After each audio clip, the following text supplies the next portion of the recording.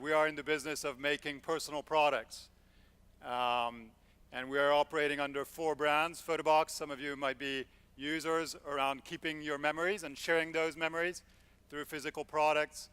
We have Moonpig, which we bought 3 years ago, which is all about celebrating events with a personal card and increasingly with a gift that suits that.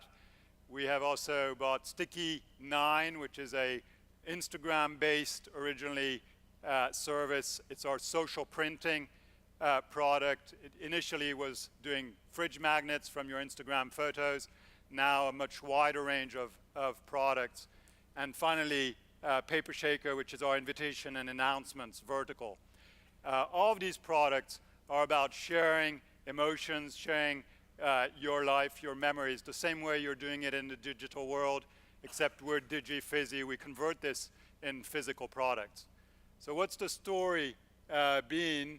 Just here you can see evolution of sales for the business. We're now getting close to 200 million pounds in revenue. And since the topic here for the conference is change, there's a few highlights that you don't need to read here, but that are pretty straightforward around what's driven this growth. 1, it's been innovation on products. 2, it's been geographic expansion and creating a global platform for print on demand. And 3, some hopefully smart acquisition. The last one, which is not here yet, which Marco lobbied me to do, is Hoffman, one of our largest competitor in Spain that we announced 10 days ago as further consolidation in the industry. So what's the change been like? Well, I'm going to walk you through a few examples, try to illustrate what change we've gone through. First of all, there's been a massive change in this industry in terms of ecosystem. I don't need to explain how fast it's just as drastic as in the music industry in terms of migration from analog to digital and then to mobile. So really radical ecosystem change that we've been driving and leveraging each time the change in ecosystem as an opportunity to make something better for consumers. So that's been a major change. The second one is product. So this is the first homepage of Photobox. Looks pathetic, but this is what it was like. It was a single product, very straight, very simple, one product operator.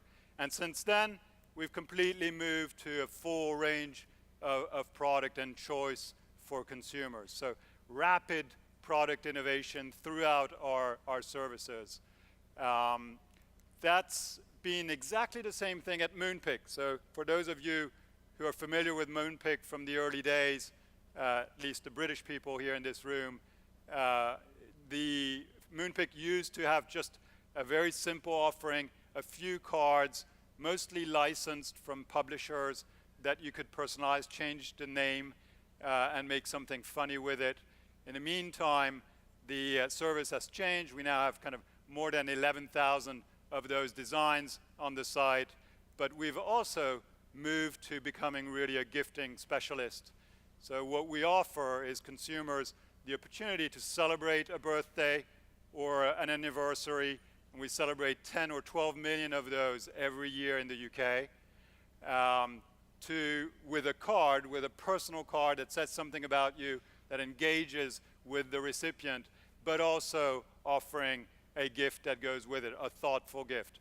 It can be flowers. We're one of the top retailers in flowers online now. It can be wine. It can be whatever you want, and we're creating a gifting offering now. Other example of change is really in terms of platform. We've gone from 100% desktop to now, in the case of Moonpig, close to 50% of the business being done on mobile or tablet. In the case of Photobox, significant double-digit percent. The Sticky 9 service, Instagram-based, is also at 50% mobile. So a radical change in platform experience for customers. And again, that's allowing us to address simplicity, convenience for users we see, for example, very late last order processing before events such as Valentine's Day, Father's Day, and so on, coming through on mobile and really helping grow the business in a radical way. And finally, in geographic terms, we started as two businesses, one in the UK, one in France, that we combined, and we are now operating in 22 countries across the globe, across Europe first, and then North America, and with Sticky 9 also Asia Pacific and Latin America.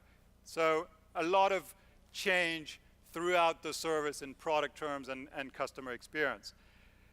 So I thought I'd delve a little bit into how we do that. And before I do that, I thought I'd share one kind of life-changing experience we've had in the company.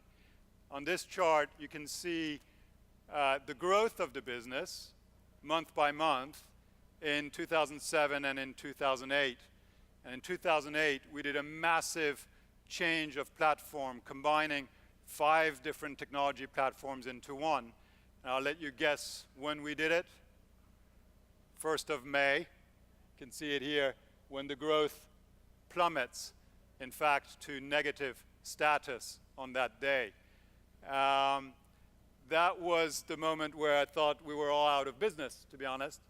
But we came out really, and you can see how the curve reverses towards the end of 2008. After this change, how we've progressively gone back up to, in fact, above the growth rate that we used to have before that change. It didn't happen by magic. It happened with a pretty dramatic learning in terms of how we engage with customers. And from that day, from the very 1st of May of 2008, we started systematizing really detailed data analysis and feedback from customers, analyzing every single feedback we could get from them through customer service, through the website, through chats, through whatever channel, and aggregating those and analyzing effectively every reason we had a contact, whether positive or negative.